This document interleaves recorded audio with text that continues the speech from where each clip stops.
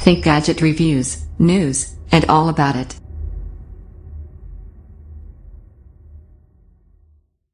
One point: it seems that Samsung might be in the process of updating the A5 and A7 in the Indian market.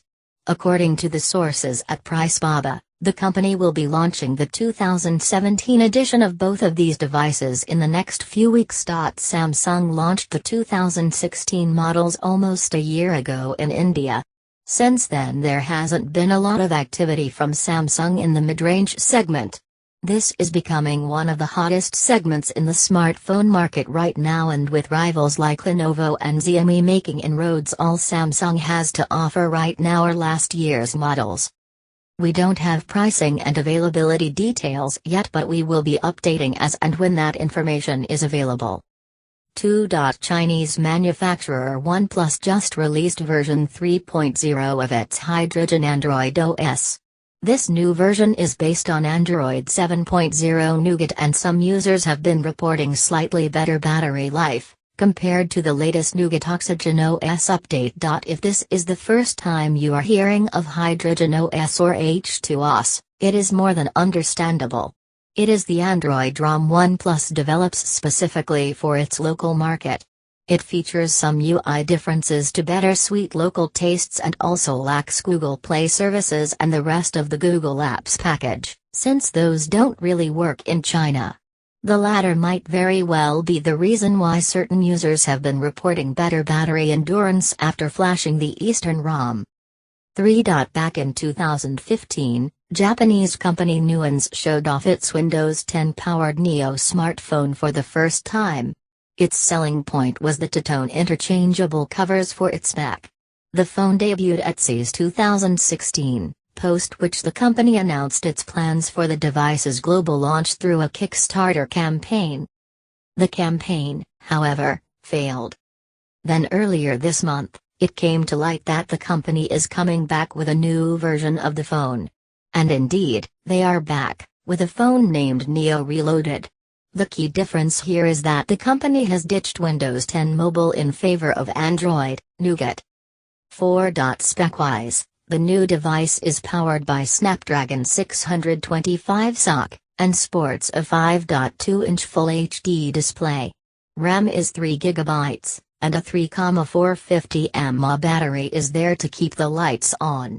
The handset features a fingerprint sensor, and the interchangeable covers functionality is there as well. It carries a 49,800 Japanese yen price tag, around $440.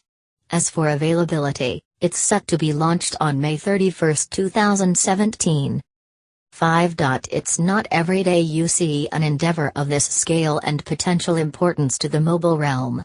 GSMA has taken upon itself to create and start conducting a new annual study and calculate what it is calling the new Global Mobile Engagement Index, GMEI. It is a unique figure that measures the population's level of engagement with mobile phones, taking into account both types of use cases and frequency. The gathered data covers smartphones and more traditional handsets and spans across 56 countries, 32 developing, 24 developed, at 1,000 online survey respondent, 18+, per country, effectively representing around 80% of the global population. 6. The poster claims that the Mi 6 will come in two distinct variants, one with 4 GB of RAM, 32 GB of storage and a Full HD panel, while the other will ramp storage up to 64 GB and offer a QHD display. Different storage options sound perfectly reasonable and were observed on the Mi 5 as well. However, having different panel resolution versions under the same phone moniker is a bit more uncommon, although definitely not unheard of. Going back to the Mi 5 analogy, Xiaomi might very well opt for a standard, Prime Edition, Pro Edition tier system yet again. Only this time, resolution would change, instead of RAM. Speaking of memory, 4 GB seems like a good prediction. The highly anticipated Samsung Galaxy S8 is said to rely on the same amount, paired with Qualcomm's latest Snapdragon 835 chip, which the Mi 6 is believed to use as well. 7. While on the subject, Another recent rumor hinted at a cheaper MediaTek Helio X30 version of the handset, as well. This could potentially put even more variety in the phone's tier lineup. Circling back to today's leak, it also gives out some specifics on the Mi 6 camera setup. The flagship is said to use a Sony IMX386 sensor for its main 12MP shooter and borrow the Sony IMX268 8MP selfie setup from the Mi Note 2. Speaking on which, the only real glimpse we currently have of the Mi 6 does portray it as a smaller Mi Note 2 in terms of design and general aesthetic. Frankly, the Mi 6 is still shrouded in a lot of mystery. So far, sources haven't even been able to get its launch date right. As the story goes, it was originally planned for a February 6 unveiling, but was then postponed for April, to wait out Samsung's alleged monopoly on Snapdragon 835 supplies. Sony is preparing to deliver a bunch of hot devices at MWC 2017, including a new flagship.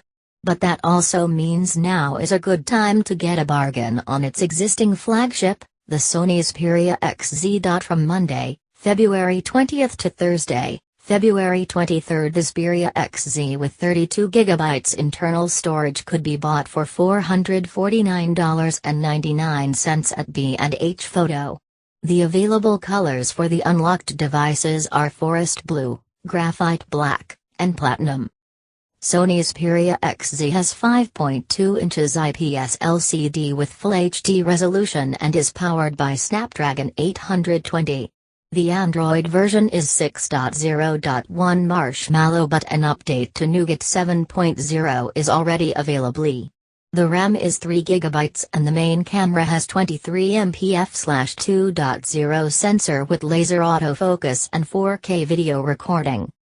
9. Since it's not ready to unveil the Galaxy S8 at Mobile World Congress, MWC, this Sunday in Barcelona, Samsung will use that event to announce the Galaxy Tab S3 instead.